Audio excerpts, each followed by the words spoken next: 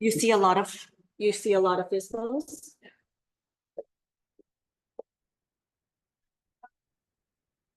Vincent, I love glasses. You love my glasses? These old man glasses? No, so I, you know those glasses? They have holes in it, so it forces you to focus.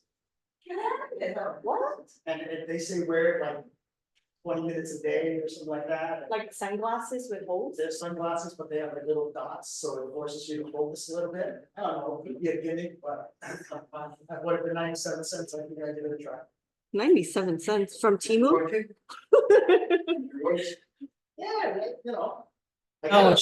Shine or Xion or whatever. From Shein or Temu? 97 cents, your eyes are gonna go blind. So, Yeah. Party City.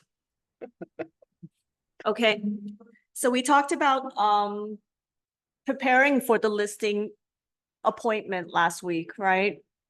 We discussed putting together your listing presentation, things to include. Has anyone actually gone on a listing appointment since then?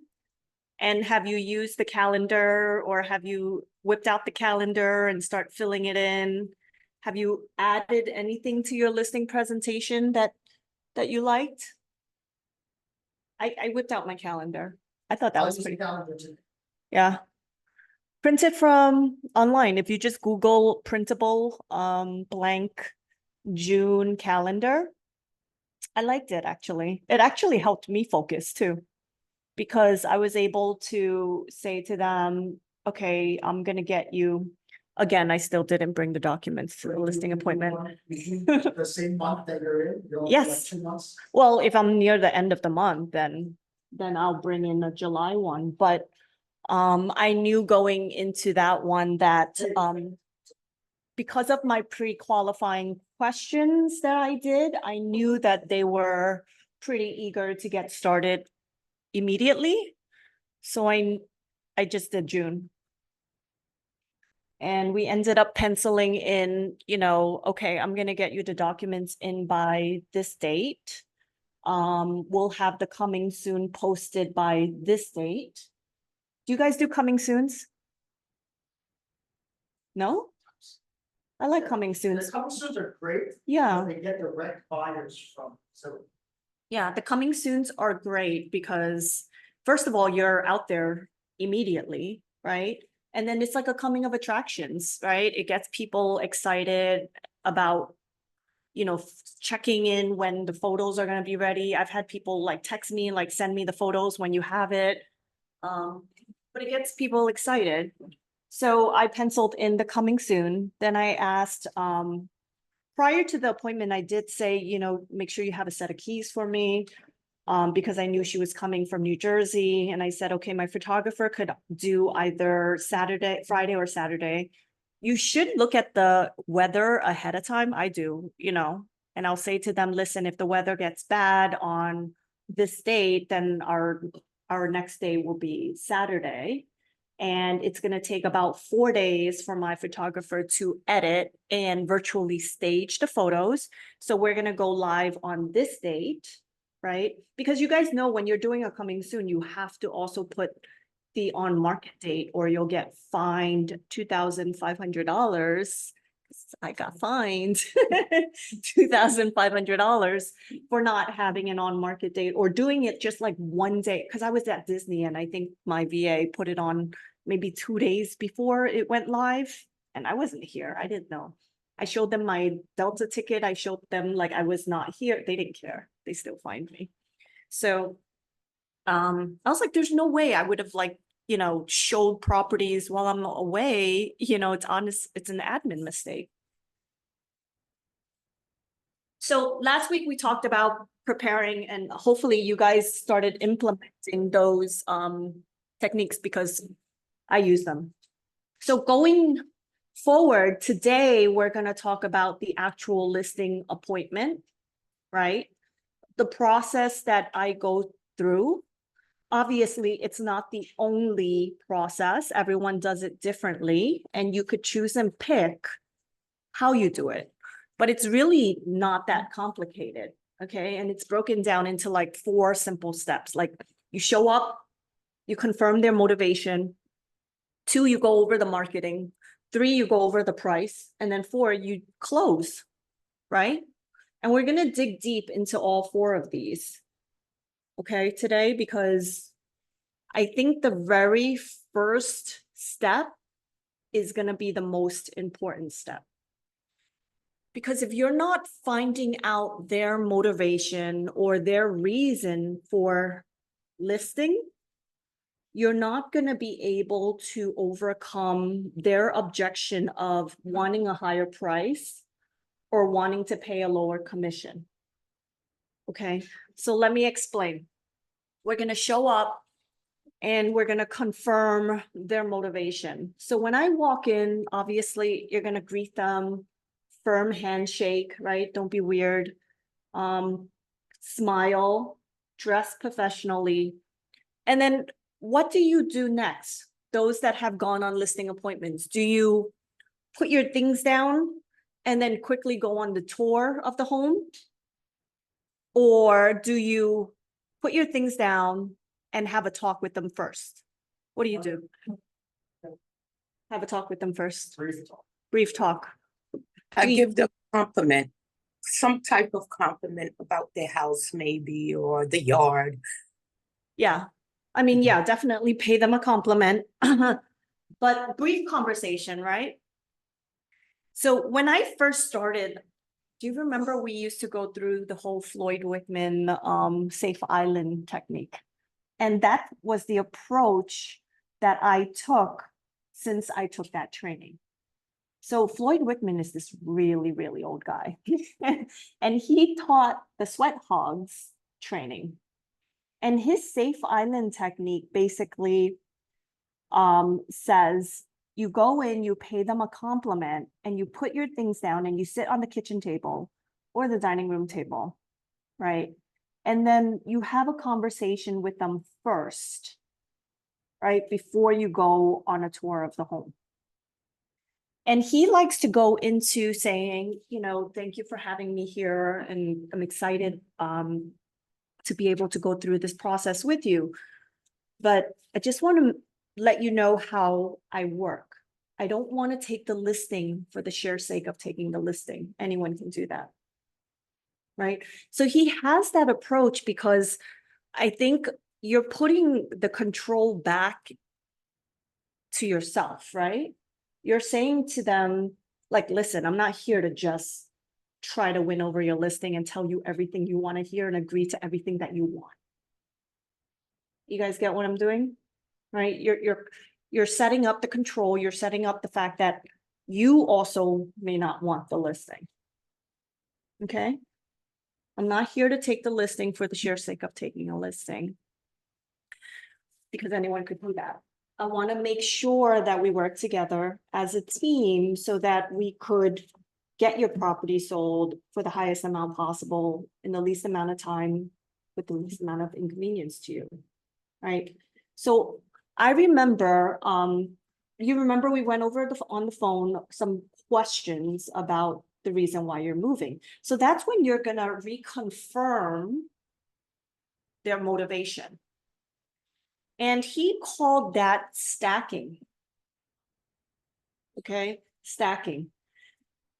Because if you're able to let them see or have them walk with you through the process of realizing their potential issue, then when they say to me, but Lily, I want to ask 100,000 more, or I want to ask 200,000 more, I could use their motivation and their problem against them, right? And I've done that before, and I think it really brings them back to reality as to why they can't ask for that much more. So the most recent listing that I took, she explained her situation, she explained her timing to me, and she became very, very realistic with her pricing. She priced it even below realistically what the market was showing. And it was at a full commission, which I'm not gonna say whether you guys know what full commission is. It was at full commission, And I'm splitting that exactly in half, right? So if you're not able to confirm their motivation and explain to them that, listen, you're gonna be in this state next month. And you're gonna have an overhead of X amount plus this amount, right? And I'm writing this down and I'm showing them like every month that this sits on the market, you're basically losing this amount, right? And we know that the absorption rate is this amount. So that is gonna be used later when I'm talking about pricing. You guys understand? So I confirmed her motivation. I confirmed when she needs to be moved by, right? I confirmed if she still has a mortgage on her existing property. I confirmed if she is currently renting or did she purchase another property in this new state, right? And then at the end of all of this confirmation, I say to her, okay, so just so that we're clear, right? We want to get this property on the market as soon as possible because you're going to be moved to New Jersey by the middle of July. And you've already rented another property, which is costing you about $3,000. So this property is going to be vacant and every month you have approximately $800 in maintenance payments. So let's just round up that your monthly expenses, living expenses are going to be about $4,000. How comfortable are you going to be carrying this? How many months in reserves do you have? So when you break it down into numbers and they're like, I really don't want to waste all this money, right? So I'll confirm everything. I'll say, so my job is to make sure that we get this property on the market. We get it sold quickly. We know that we need to get it under contract as quick as possible because the whole co-op process is going to take at least another 3 months, right? So realistically, we're looking at about a 5 to 6 month process. Is that correct? They confirm, then we go and we go on a tour. Vincent, do you go on the tour of the home with them or? Because there's different trainers that say different things, right? I don't wanna go on 2 tours, you know, there's some people that like, I'll walk around first, and then later you walk around, you know, but I don't wanna go on 2 tours. So, I do walk. And then do you ask them certain questions or do you ask them to point out things or? So I'll tell you what I do. I tell them like, let's go take a look at the home. Why don't you show me what improvements you've made, right? You did mention over the phone that you changed the boiler, 5 years ago. You also mentioned on the phone when I spoke to you that the stove is about 10 years old. Is that correct? Okay, why don't you show me any other improvements that you may have made? And then, if you want to mention or let me know what are your favorite parts of the home, because maybe I'm not aware of them. Let me know. I also like to you guys think exposure is important? Like south, east, northwest? Yeah. Exposure is pretty important. So I do go in and I say to them, you have great exposure. Southeast is desirable. And a lot of times they're like, oh, me, and they're like so happy. But I do want them to also mention, because people like to talk up their property, right? But I've also had owners that talk down their property. Have you had that before? Like, oh, there's mold over here, and then there's leaks over here, and then, my neighbors are crazy, So, you do hear both sides sometimes. What do you say in those moments? Let's not mention that. Right? I'm like, is it an active leak? They're like, no, it's been fixed, right? So I'll say to them, sometimes in a formal contract, attorneys will slip in a rider that says that you have to disclose if there was a leak in the last year or so. So if in situations like that, we will have to disclose, but as long as we say that it has been fixed already, it shouldn't be an issue. Right? So your job while you're walking through with them is to show that you're a problem solver. Right? So if you're able to show them that, listen, I'm going to take care of any potential issues that's going to come up prior to it blowing up or being an issue, they feel,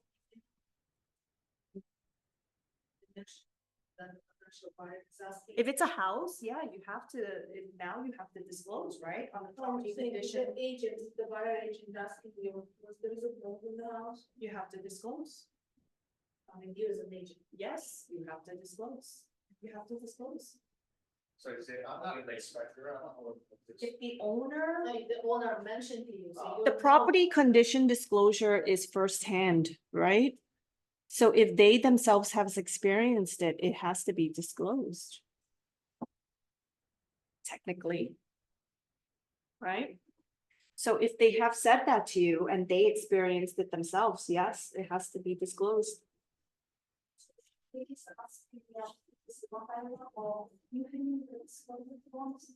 The property condition, I give it to them when I'm doing all the paperwork. Yeah, You're not supposed to help them do that. I don't know. I give it to them. Yeah, I give it to them and then they submit it back to me and then I put it, like the most recent house that I took in Middle Village, the owners filled it out. I didn't even review it, to be honest with you. I just uploaded it into our Slack channel. And I said to my admin, give this in with the deal sheet when we're ready. So you cannot help them with the property condition disclosure statement. Okay, so the whole purpose of you walking through with them is to show them that you are the professional and you're gonna be their problem solver. So every time they mention something about the house, you're gonna say something to help them and comfort them. So with the example of the leak, I will say to them, listen, there's going to be riders where attorneys will slip in a provision that says that you have to disclose in the last 6 months, 12 months, if there was a leak, right? But sometimes if they don't, and they don't review minutes and they don't bring it up, then we don't have to disclose it in a co-op. Okay. Going through a listing appointment, I also said to owners a lot of times, they try to be sneaky because some owners, they know. I got Olga involved. I went on a listing appointment and I looked up the property, right? And it said that it was 3 units. And it said that it was being taxed as 3 units. So my first question to the sellers when I went in there was, they said to me, yeah, it's a 3-family. It's being taxed, always been taxed as a 3-family. I said, that doesn't determine legal usage. What is your C of O? And they paused because they're like, oh shit. And they said C of O is a 2-family. And I said, then you could only sell it as a 2-family and you're going to have lender issues because you have 3 units, you have 3 stoves, you have, yeah. And they just kept saying, it's always been like this. This has always been the layout. It has, I said, that might be the case, but that doesn't mean that the lenders are going to be okay moving forward with, clearing the loan for this property. And Olga got involved and said, it's going to be a problem. Yeah. Yeah. So that does a few things, right? That saves my time from taking a listing and not being able to close on it because that's okay. That's fine. That's fine. I would list it. It's hard to say. So I've seen people do it differently, right? I would list it as a 1 probably because the format or the layout is a 1, but in the description, I will write C of O is legal too and can be converted. Right? But you can't say this is a 3-family when in reality it's a 2-family. That's not right because you can't have 3 stoves. You can't have. You have to. They have it, and it's hard with this particular one because there's 2 entrances, there's 2 kitchens, so even if you were to remove the kitchen, there's still 2 separate units. And you can't, it's gonna be hard. It's gonna be hard. Okay.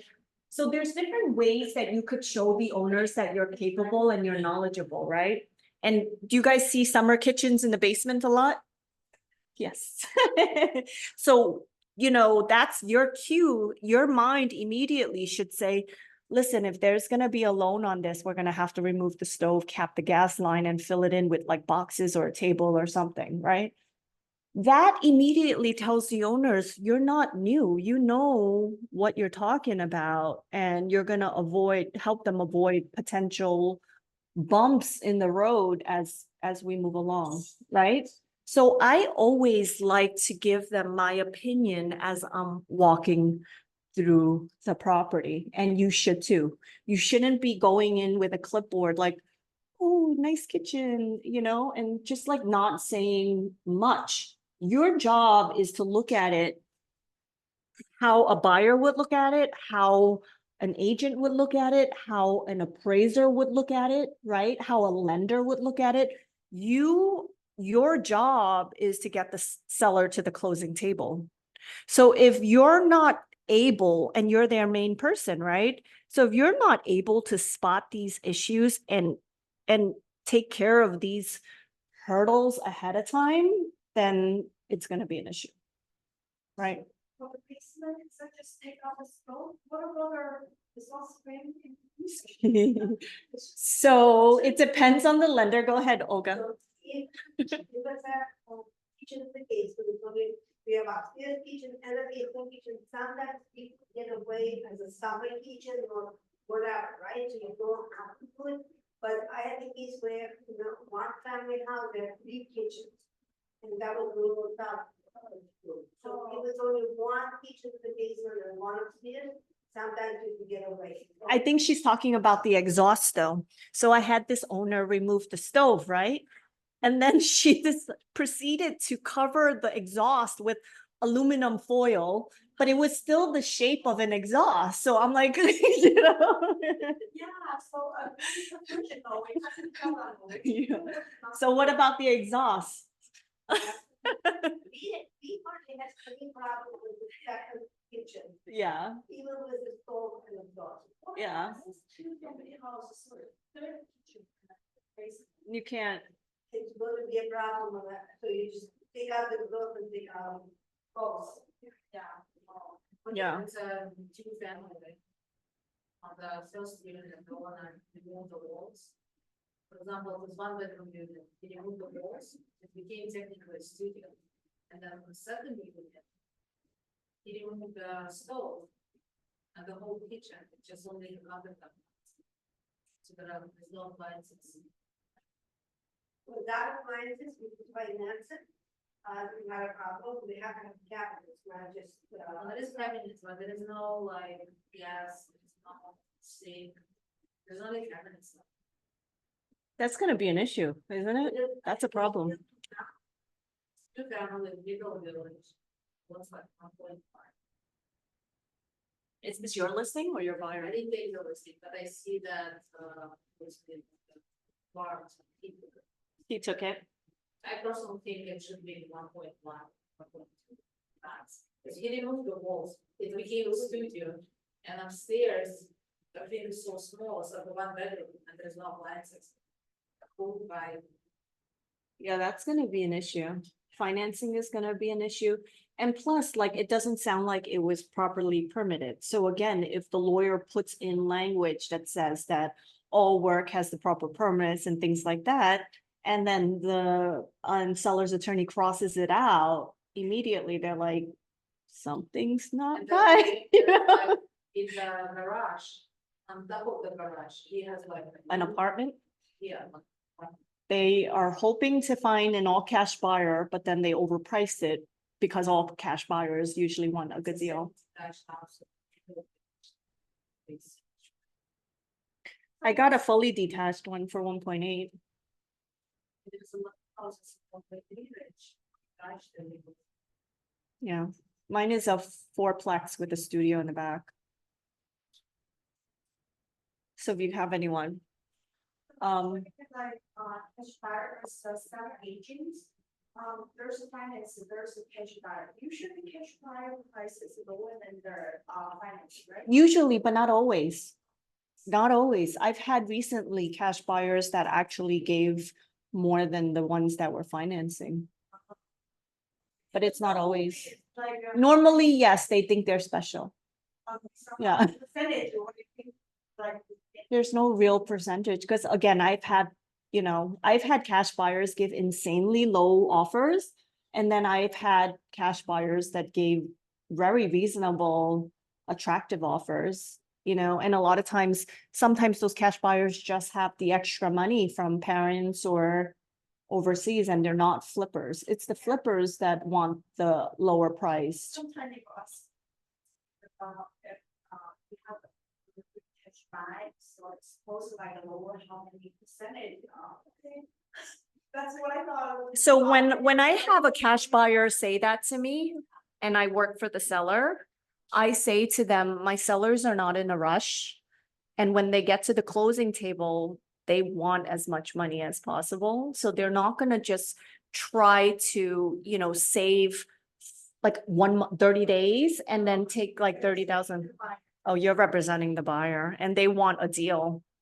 Yeah, so you could say the same thing. Most sellers will not give a significant discount if they're not in a huge rush. Like if they're gonna get the money 30 days later, they're not gonna potentially lose $200,000 just because you're cash. The only way that a cash buyer might get away with it is if the house is not mortgageable, right? Then the owner's willing to take a significant reduction. I think at the beginning, you should explain them that buying cash is technically your advantage, you're not paying the closing costs. For the seller, they still getting the same amount if they pay cash with the mortgage, the final number is important for them. Cash is just saving them a month. Okay. Not worth it. So let's get back on track. Our job when we walk through the house with them is to point out the potential issues, right? Do you guys know what termites look like? Do you guys know what asbestos looks like? Do you guys know like certain issues that might be flagged? Like extensions on a home?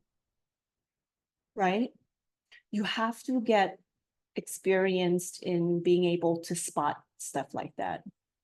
And there's been situations where I'm walking through and I say to them, is this enclosure? Because I know it's not part of the house, right? Is this enclosure filed or not filed? And sometimes they just don't know because it's been there for so many years. So what can you do? I've said to them, I'll run title. I'll run title ahead of time. Do you guys remember Sue Lai? I think some of you guys gave her deals recently too, she said. Attorney Sue Lai, she runs title for me a lot of times. And it'll show what was filed, what was not, what was permitted, what was not.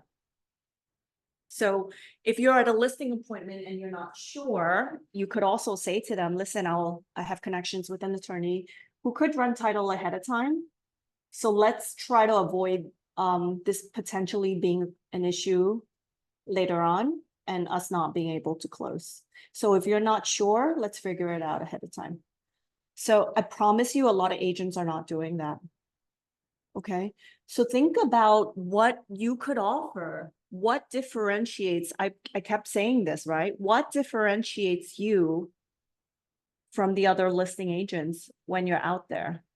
Or are you gonna just beat them by giving the highest price and the lowest commission? Because that's not the right way, right?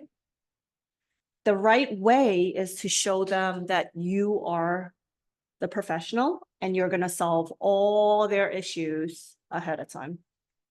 There's always gonna be something that I see.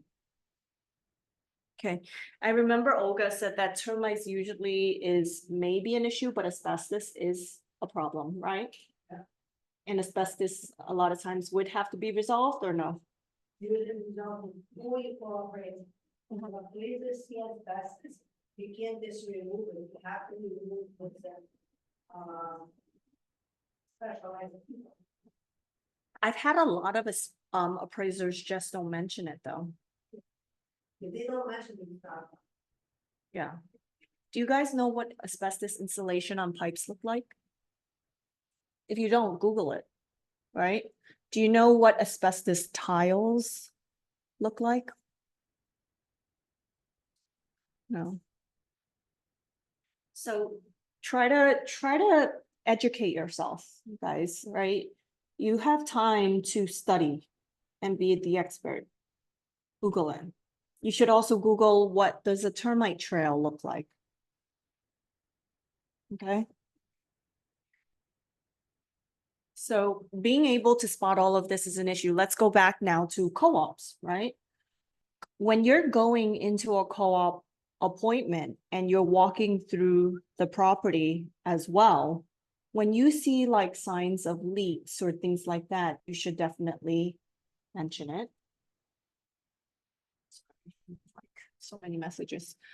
And then as you get more and more experience, you also know which co-ops are going to have financing issues. There are some.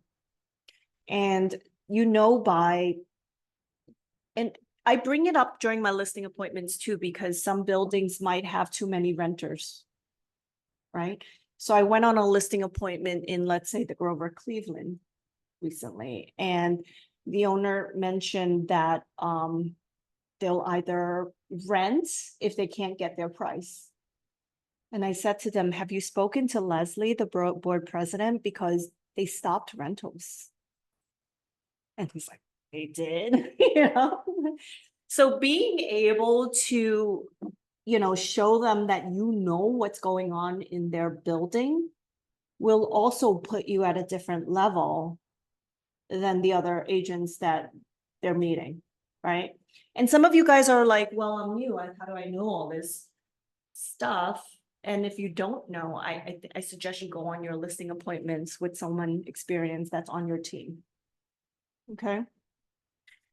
So that's the whole purpose of the actual walkthrough, right? Have them mention to you what they love about the home, you pointing out potential issues, and you being the problem solver.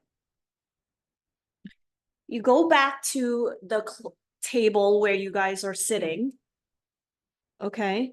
And you discuss further in detail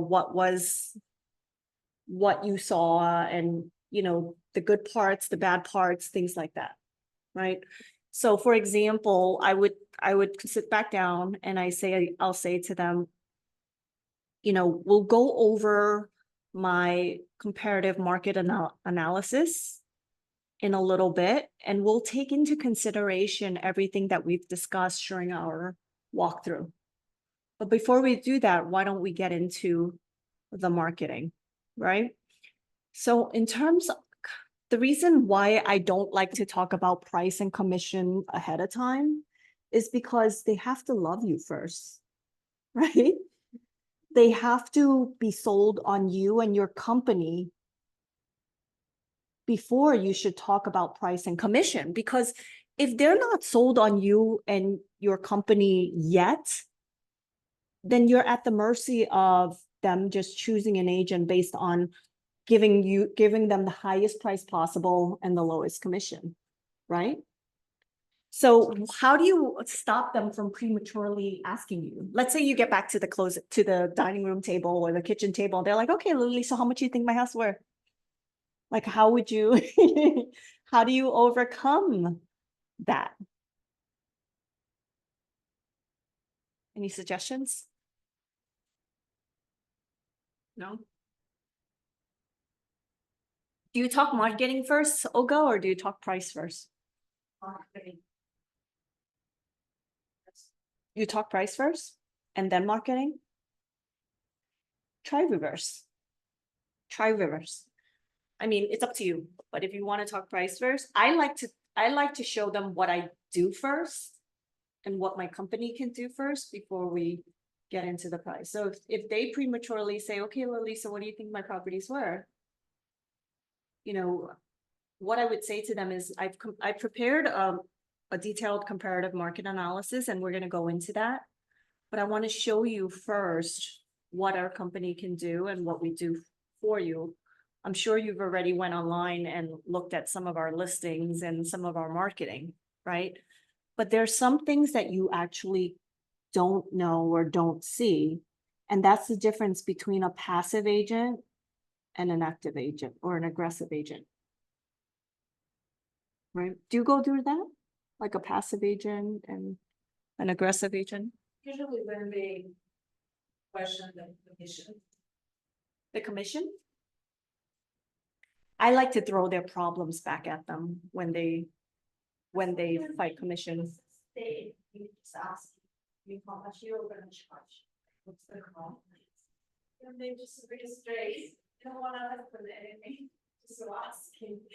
And you can't just avoid it. That's why it's important while you're walking through the home to show them that you're the problem solver and that you know what you're doing. Because if you're not pointing out things and telling them that this is a potential issue, this is a potential issue, and this is how we're gonna resolve it, then they're gonna see you as any other agent. And that's when they're gonna just compare you based on your commission and the price that you throw out at them. Isn't that true? I think that's the right way to show those what you're gonna do. Yeah, I think so too. Have to be so. They have to be sold on you and your company before you tell them what you charge and how much you think their home is worth. Because once you tell them what their home is worth and what you charge, I feel like their mind is closed. Okay? And then whatever else they hear, it becomes like, is it worth it? Right? So, How are you showing them what you're gonna do, like on your previous listings or? yeah. So I have show tour links. You have those too, right? You have those property links. I'm That's- saying in the realistic package, like I can change the, I bring my laptop sometimes. Do you bring your laptop? I also remember. Okay. My question is, for the realistic package, I can change the order of the pages. Yeah, But my first pages is like property, then there is a C3. Then there is a marketing plan. Then there is testimonials. oh, you wanna know the steps that I take going Well, over the, I put it differently, just speaking, the reason why there's a price first, because that's the way I sit down. the realistic- so switch it around. So last week, I also talked about our seller's guide.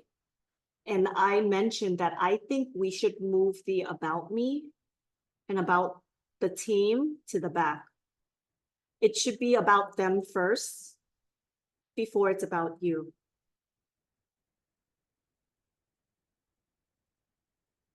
You're thinking in the seller guide, but in the realistic package, it should be first a marketing Yes, plan. what Yes. you're gonna do. yes.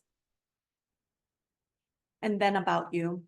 Because I have marketing plan while listing is me. Have testimonials Mhm. after see. Then you could go into detail about your stats and your team and how long you've been in the industry and things like that. Because a lot of times, do they really care about you? They want to know what you could do for them. And if you're gonna solve their problem. But I think a lot of times agents talk about themselves first, and there's a lot of like chest pounding about themselves before they even talk about the client. Right?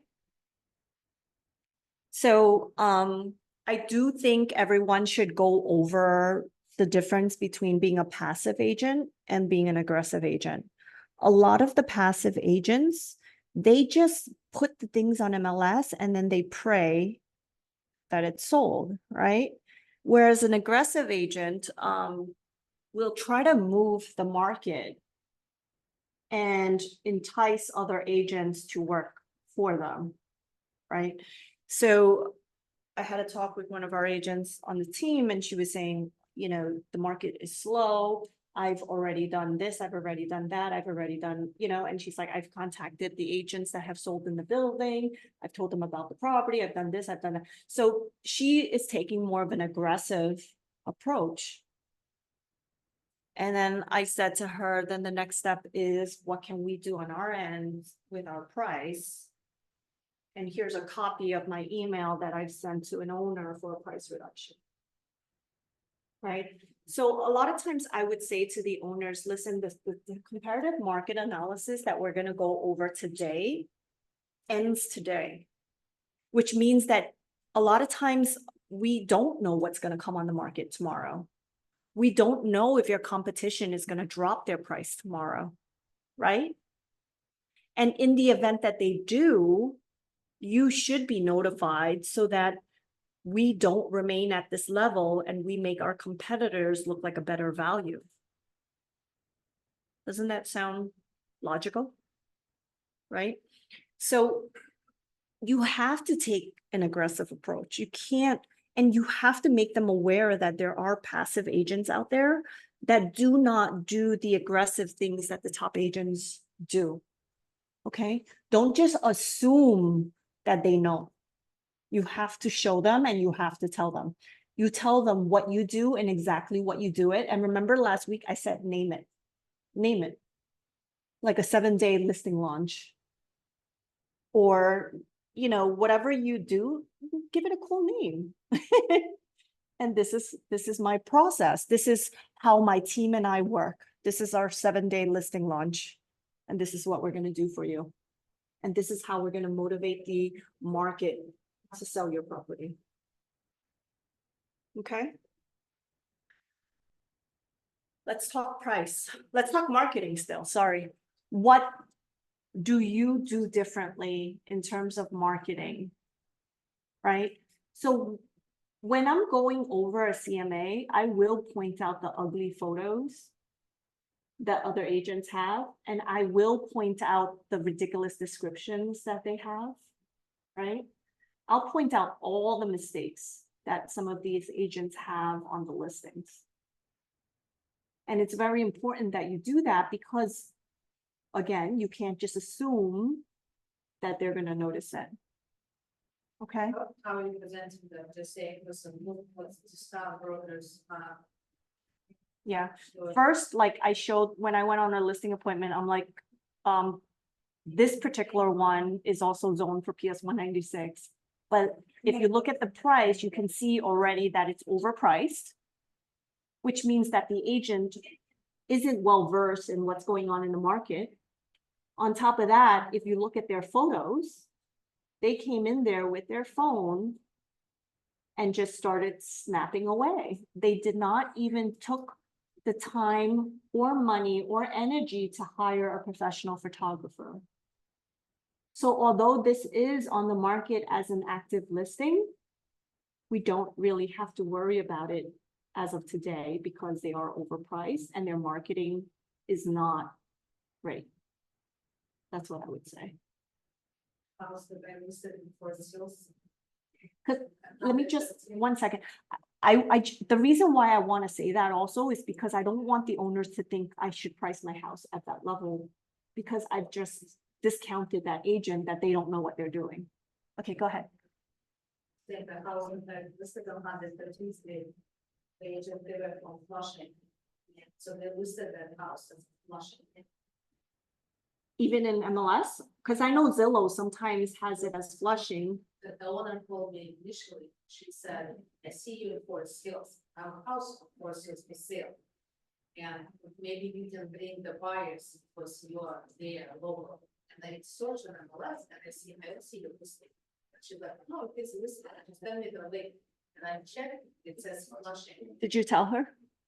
I said, your agents not doing the proper work, advertising it. If you list with me, I wish you luck in the meantime, but if you list with me, I will sell it. Yeah. But she said to bring the buyer. She doesn't know the listing, it's me, after that, I signed it on, I told her that. There's a lot of issues, unprofessional. Yeah. Listed in the wrong. Yeah. With expired listings and things like that, I print it out. And I've taught my team members to also print it out and circle all the mistakes so that when you're showing the owner, just say the reason why your property didn't sell is because of these issues. And then you're going to go through it, right? One of the expired scripts or dialogues that you could use is the marketability checklist, right? So the marketability checklist basically goes over the reasons why a home will or will not sell. And that could be price, that could be commission, that could be marketing, that could be information, it could be a number of things, right? So that's one of the scripts to get in for an expired listing. But since today it's a lot of listings expired, then we should probably get that folder before, and after. But I created that folder, and I'm just saying, if the listing was listed priorly, Mm-hmm. see all the issues. Yeah. And realistically would give 3% commission and it's sold at good price. You guys hear that? For those of you who are just getting started, Olga says compile a folder of, if your target is, let's say, prospecting for expired listings, you should start a collection of when it was listed and expired from another agent, and then print out when you listed it, your commission split, your marketing, and how it sold and how quick it sold, and let them see like a side-by-side comparison. Right? I think that's a very good idea. I don't do that right now, but that's a very good idea. Okay. So let's talk. You guys decide what marketing you do. Some people do drones, some people do professional photos, some people do virtual staging, some people do actual staging. Actual staging is very expensive. I know a company that's great, but they rent the furniture out for like 6 months at a time, 3 to 6 months at a time. And let's say to do an entire townhouse, it's about $10,000. But the owner that did that we ended up selling for about 60,000 over asking. So might have been worth it. Right? So there's different photographer. Yeah, but, do you want to pay for it or the seller? No, it's part of your marketing expense. Yeah. Yeah. You have to pay. So there's different levels of marketing, right? There's just still photos. There's still photos and Matterport 3D tour, right? And there's drone as well. And then you could take those photos and you could stage them, virtually stage them as well. You know, And then if you have to Photoshop, take them right here, but this is basic service, this is like. yeah. So you guys could include tier level servicing, right? And that could be the different commissions. And I think it should be done moving forward, especially with what's going on in August, right? Where commission is going to be questioned a lot more. So it could be in terms of levels of tiers. But to be honest with you, I do professional photos and staging even for my rentals and like everything. The reason why is because whatever is displayed online is a representation of me and my brand, right? So I don't want to take shortcuts if that's gonna be out there. Because I've gotten listings from owners that say, I've been following you and I've been looking at your marketing and I'm calling you because of your marketing, you know? So you don't know who's online checking you out, and they might be calling you because of what they see online.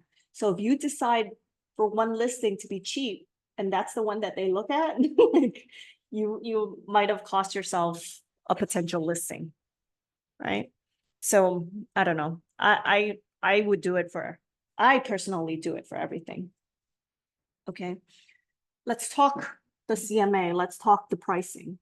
Price is the most important thing. Price will determine if a property will or will not sell. You guys agree? Yes. Like I could take, if I take an overpriced listing and I spend an insane amount of money on marketing and advertising and I do commercials and I bring in a celebrity and he endorses it and whatever, if it's overpriced, it's still not gonna sell. 80% of the reason why a property will or will not sell will depend on pricing. Okay, you could take the ugliest house in the worst location, facing like a cemetery or having the Long Island Railroad run behind it, but if you price it right, there's gonna be a buyer for it. Okay, so when you do, I want you guys to practice CMAs, right? You guys could, if you have time, which I'm assuming some of you do, price CMAs. Or go visit properties and say, you know, let me see if this is priced right. Do you guys have access to Adam? All of you? Most of you. If you don't, you could use the MLS as well, or you could use Remind, right? But you should include in your comparative market analysis, active, pending, solds, and expireds. Do you include expireds too? No. The reason why I like to include expireds also is to strike fear in the sellers, because I want them to know that if they overprice, they're gonna end up sitting and expiring off the market. The active listings does what? It shows them who they're in direct competition with, right? The admin just wrote, if you don't have access to Adam, email leads at something, check the chat. But the active listings are important. And I say this to the owners because like they need to know who they're in direct competition with, right? If you price too high, you're gonna make the competing properties and units look like better value, right? But if you price too low, sometimes you could be giving away equity. So we wanna make sure that we're positioned properly. Okay, why do I include pendings?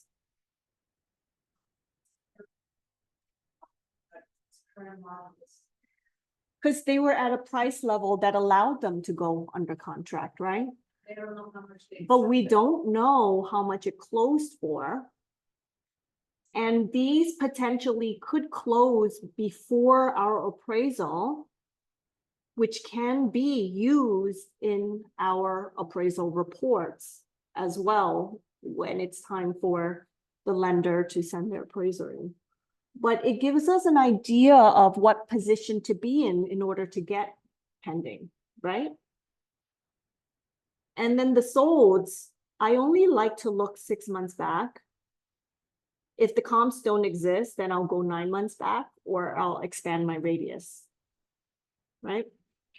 But that allows us to also see realistically what a buyer's willing to pay and what a lender's going to use as their comps in an appraisal report. Do appraisers put in pending or availables in their report? No, they only put in solds, because solds is the only indication of realistic market value. You guys understand?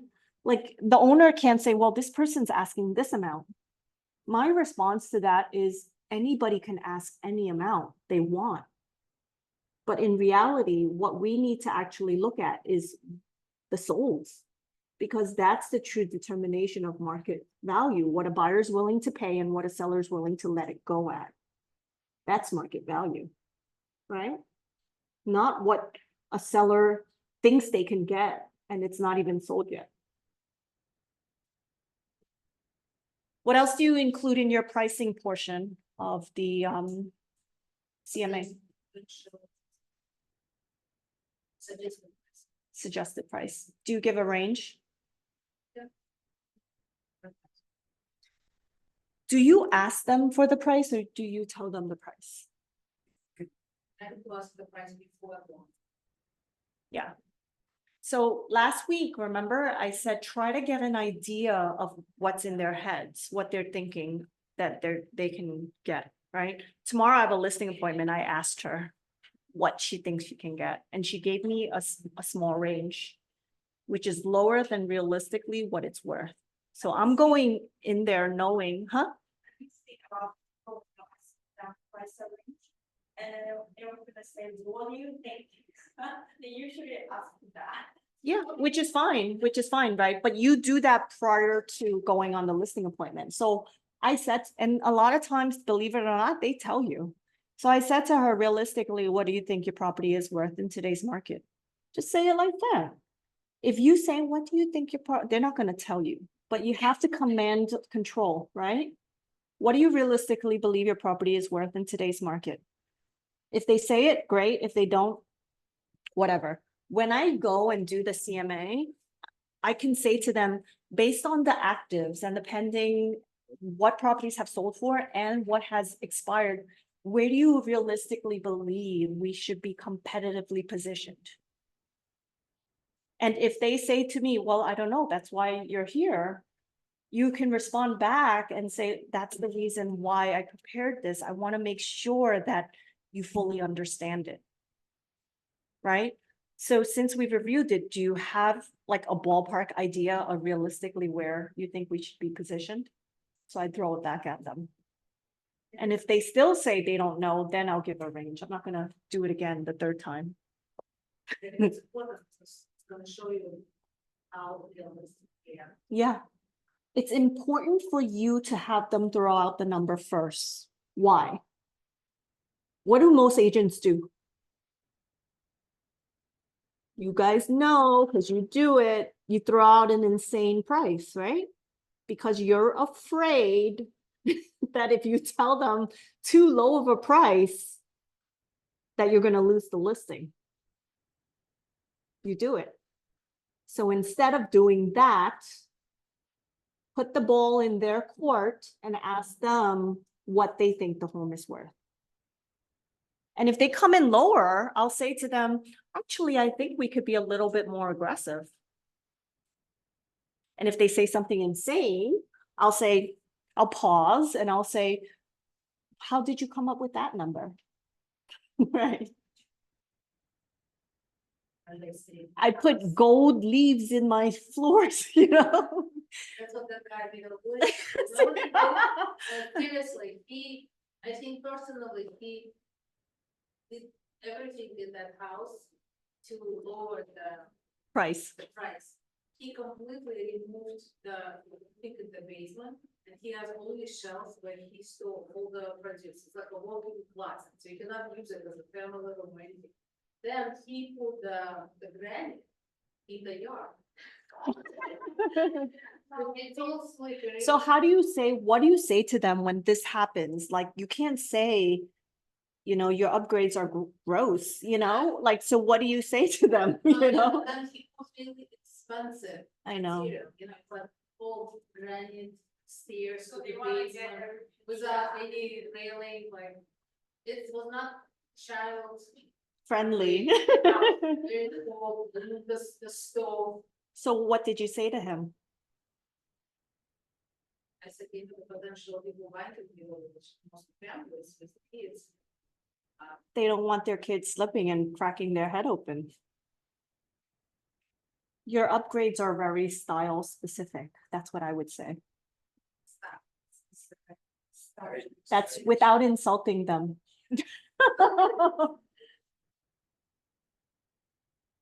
The upgrades that you've made are very style specific and they were done for your family. But unfortunately, this is not how value is determined in the eyes of a buyer or an appraiser.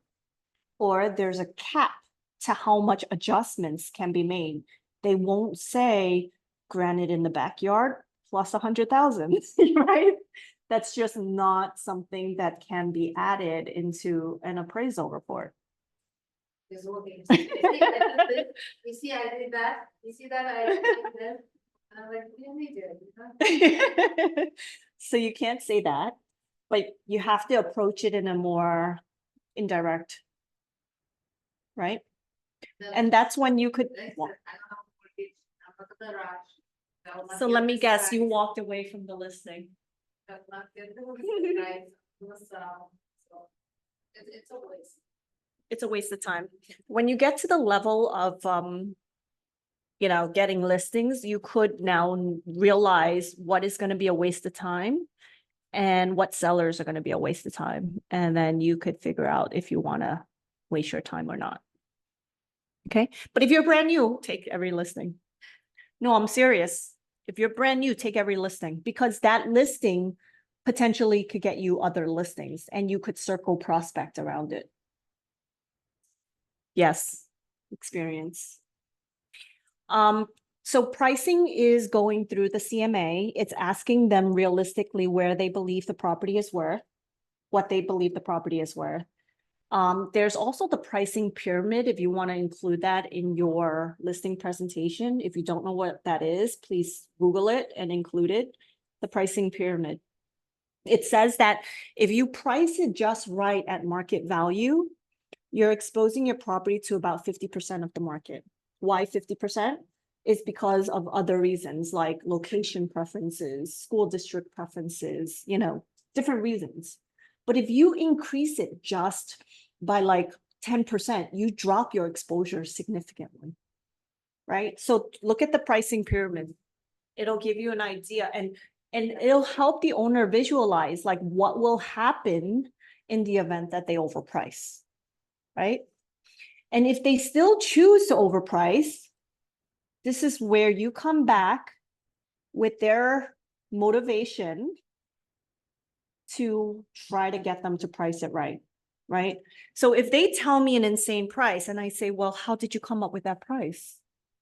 And they're like, because, I put gold leaves in my floors. Like, okay, well, you did mention to me that you wanted to be in California by September. Remember the whole motivation thing? And you also mentioned that it's going to cost you about $4,000 per month, leaving it empty. Right? So we don't have time to play or test the market. You guys get what I just did? I'm using their motivation against them. And that's the same thing you will do with commission. Right? Next week is listing presentation part 3.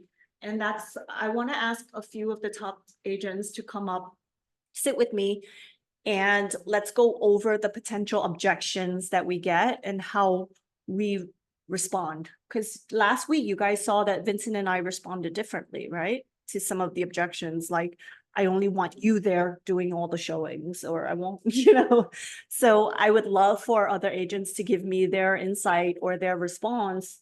Like if an owner says, I only want to give you this, or I only want to do this, right? So if let's say they say, I don't want to pay a buyer's agent. Because that's going to happen very soon, right? I don't want to pay a buyer's agent. What's your response going to be? Gonna be a nice thing.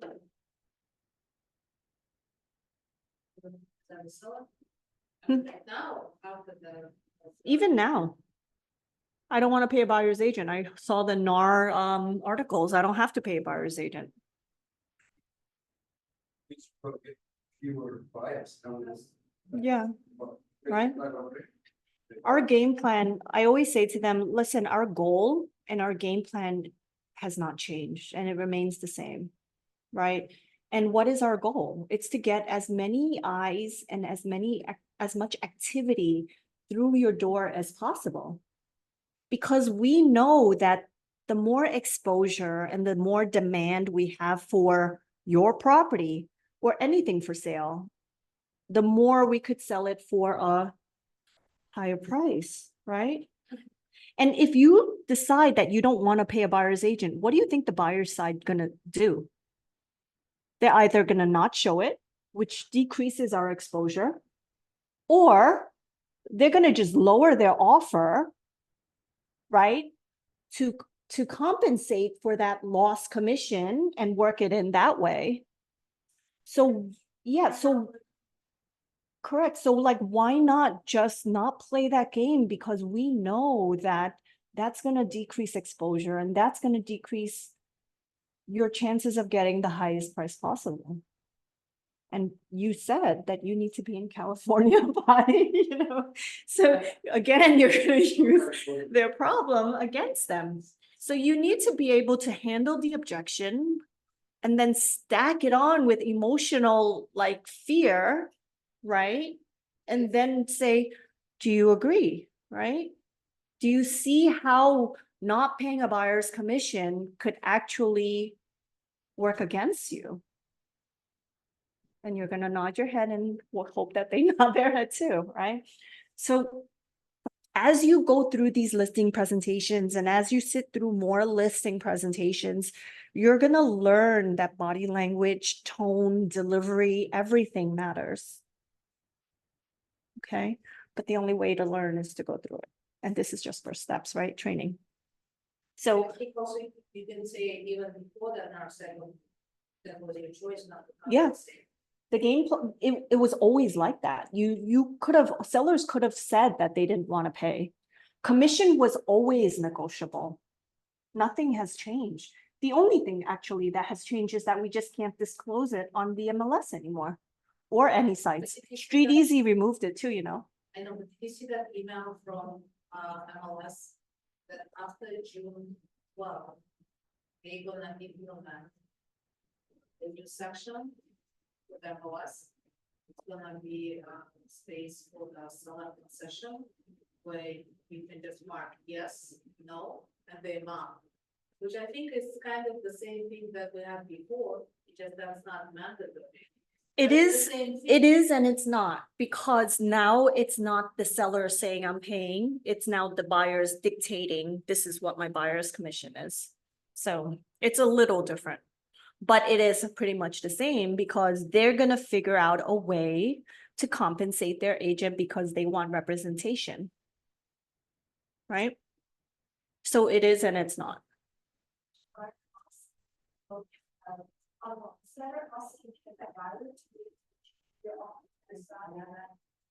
I can't hear you, I'm sorry. Their seller staff, the buyer has to, the buyer Okay, was us to negotiations with price drop. okay. Yeah, so which means like this, you don't have to solve this $2 million. Okay. 20,000 was this deal actual? Well, the offer is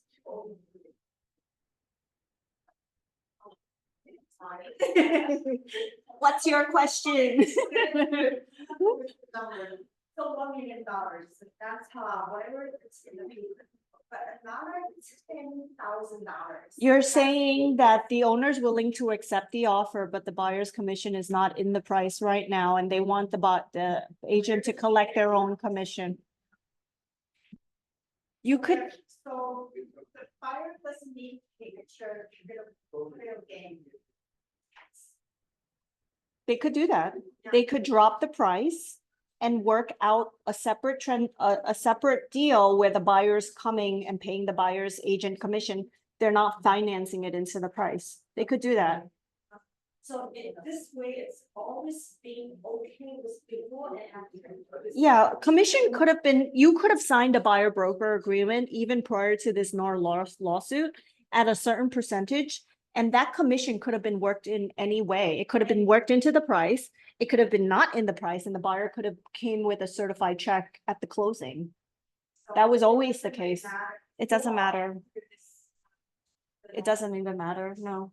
It's all legal where the buyer could, as long as it's all disclosed, right, and documented, yes, that's fine. No problem.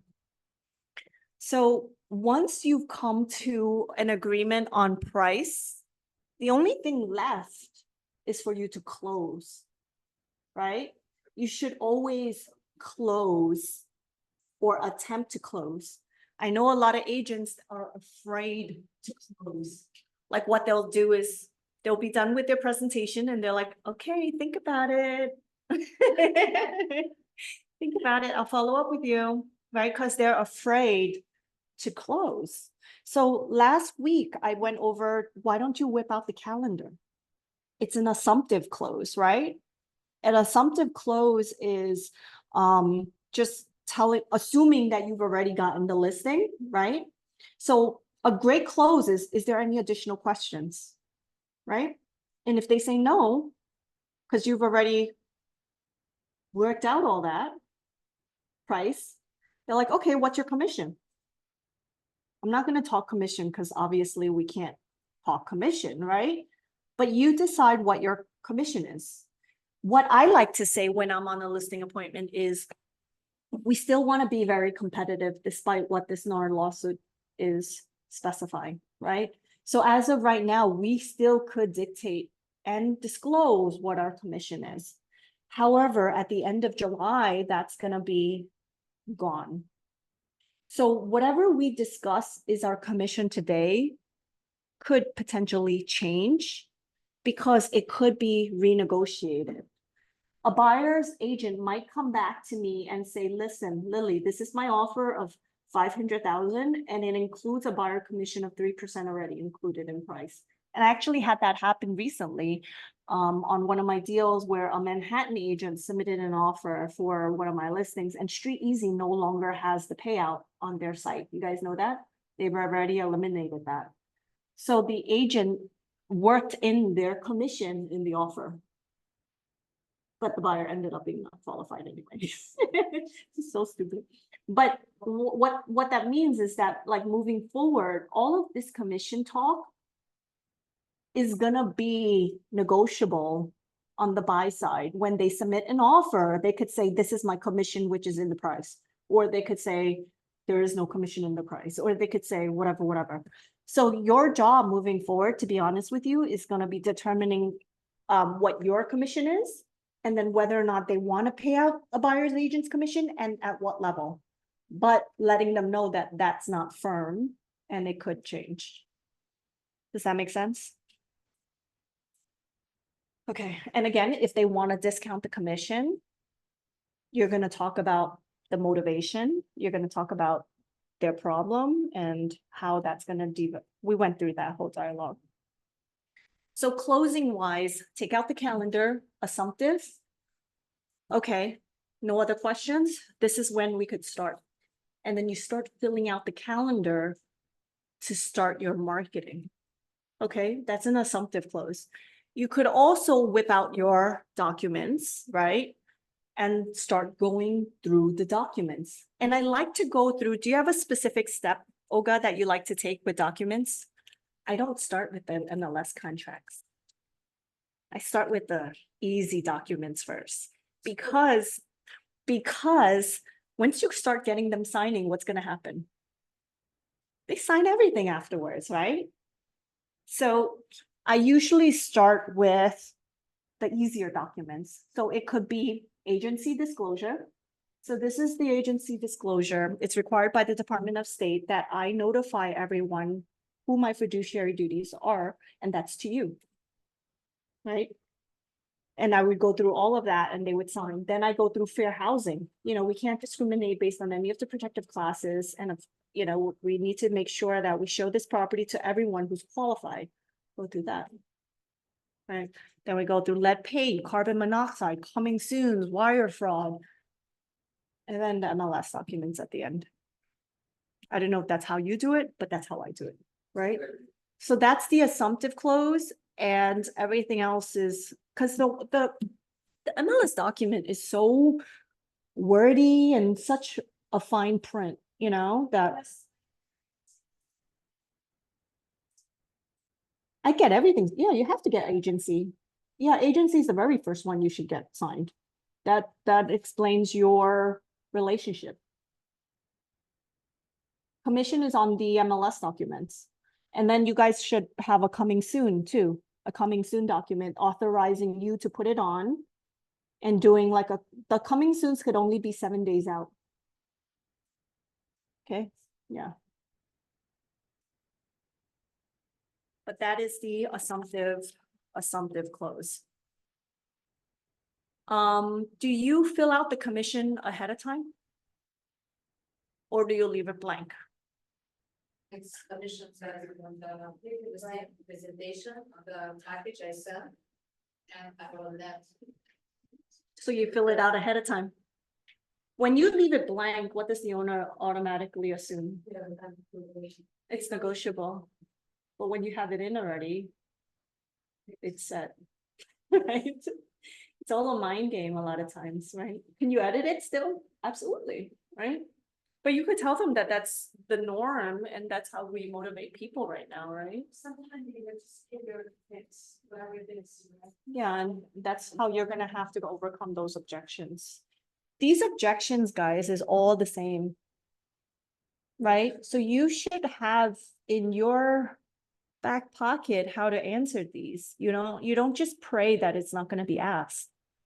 Right? They're always gonna question price. They're always gonna question commission. They're always gonna commit, question how long of an agreement, right? So all of that, you have to know how you like to respond and what you could say. So we'll go over objections next week. Olga could be up here with me. Who else? Maybe Michelle. Michelle's right there. Maybe I'll ask Vincent to sit up here too. And then we could go through like different objections that a seller might say and how you respond. Right?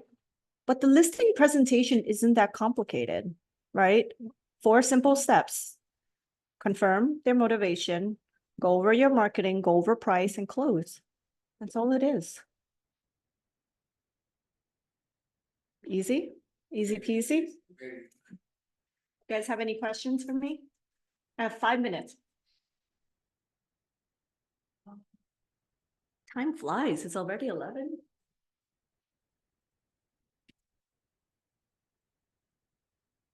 People on Zoom, you guys have any questions? No, thank you, Lil. Next week will be fun.